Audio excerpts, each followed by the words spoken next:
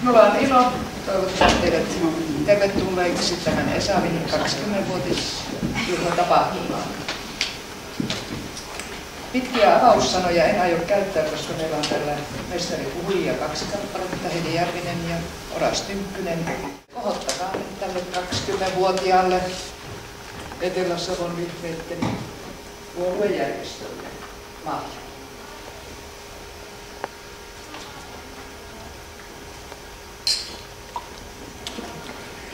Ei niin, hei, tänne ei olla halpeja. Ja vakavaa.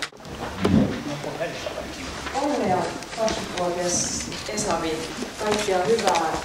Musta on hirveän harmillista se, että näin miellyttävään tapahtumaan joutuu tavallaan tulemaan niin allapäin. Ja se ei todellakaan johdu teistä, päinvastoin. Kun olette lehdistä lukenut, niin aika poikkeuksellinen työviikko on meillä takana.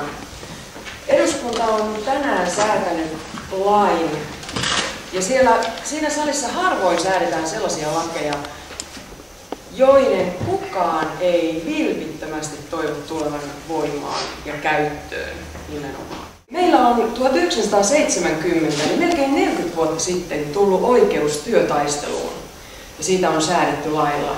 Ja mä vilpittömästi kannatan sitä lakia. Mikään työtaistelutoimi ei saa välittömästi uhata henkeä, terveyttä tai omaisuutta. Ja kaikki ammattiliitot on tästä kirjoittamattomasta lain hengestä pitänyt kiinni. Tähän syksyyn saakka. Ja jos yksikin keskonen tai yksi teho-osaston potilas säilyy hengissä tämän lain turvin, tämä laki on silloin tehnyt tehtävänsä. Ja vielä paremmin se on tehnyt tehtävänsä, jos sitä ei koskaan tarvitse ottaa käyttöön. Me kaikki, varmasti tässäkin salissa ollaan sitä mieltä, että hoitohenkilökunta ja ylipäänsä matalapalkkaiset naisalat kaipaa ja ansaitsee lisää palkkaa. Siitä ei ole pienintäkään epäilystä. Etelä-Savon vihreiden historiikista ja Maria on tonne myös noille tauluille laittanut vanhoja lehtiliekkeitä. Leena meillä semmonen, joka arkistoi ja toimitti Marjalle sitten vanhoja lehtiliekkeitä ihan sieltä alusta lähtien, kun on vihreät aloittanut alkutaivaltaan ja osallistunut eduskuntavaaleihin. Oliko se vuonna 1987? 87. Joo. Uusi mä aloitin. Aivan. 87 virallisuus. Kyllä.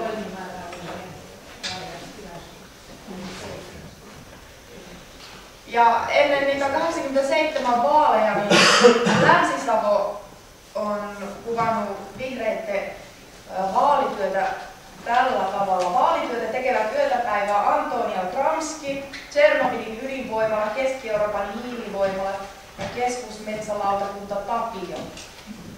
Selvennätkö Leena vähän mitä tämä tarkoittaa? Antonia Gramsci. Kaikki. No nämä varmasti tälle vanhemmalle polvelle sanoo jotain nämä onnettomuudet, jotka tosiaan sillä hetkellä on hyvin ajankohtaisia. Ja kyllä valitettavasti minäkin, kun olin tottuneiden poliitikkojen kanssa ja vaalitenteissä, ja mä olin tosi vihreä ja suunnilleen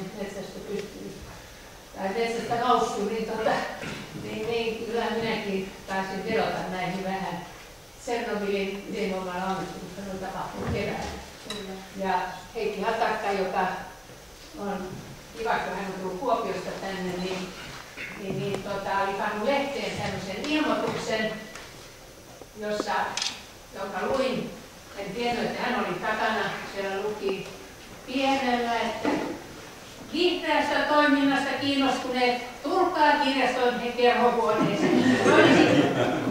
Ja sitten minun tyttäreni oli juuri kirjoittanut ylioppilaaksi ja hän oli sillä lailla, kun vapaa lähtöön, sanotaan, että häitäs. Ja niin me lähdettiin ja kun me tultiin sinne kirjaston kerhohuoneeseen, niin siellä oli Heikki Hatakka ja Raimo Liivi. Minun mielikuvan mukaan.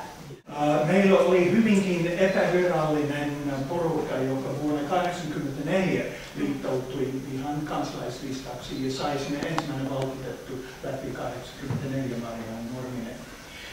Ja silloin 87 olimme kuitenkin vähän laskusuunnassa, kun en ole pystynyt järjestäytymään. Niin että vaikka olemme pioneeri, kuitenkin Mikkelin tapahtumat antoivat lisää tai oikeastaan se välttämätön ponnistus meille.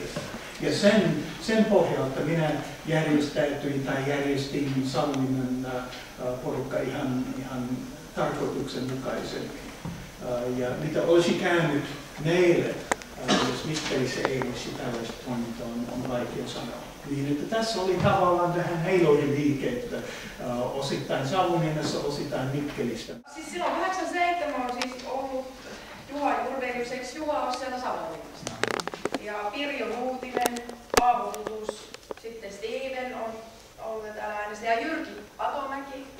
Kiitos, oikein mukava, kun olet päässyt tänne Heinolasta saakka tullut. Ja Tapio, sanotaan sukunimi. Tulosti on vähän jättänyt sukunimen. Hartolasta. Joo. Ja sitten Heikki Hatakka on. Joo. Etkö ollut? Ei. Ahaa. No sitten täällä on vähän toiminnassa. Joo. Ensimmäisen. Joo. Entäs Anna Kustaani? Joo. Ja Leena ja Mara. Joo. Aivan. Ja eduskuntavaalien teemana on ollut 87 kestävä talous vai lyhyt hyvinvointi. Tulevaisuus voi olla vain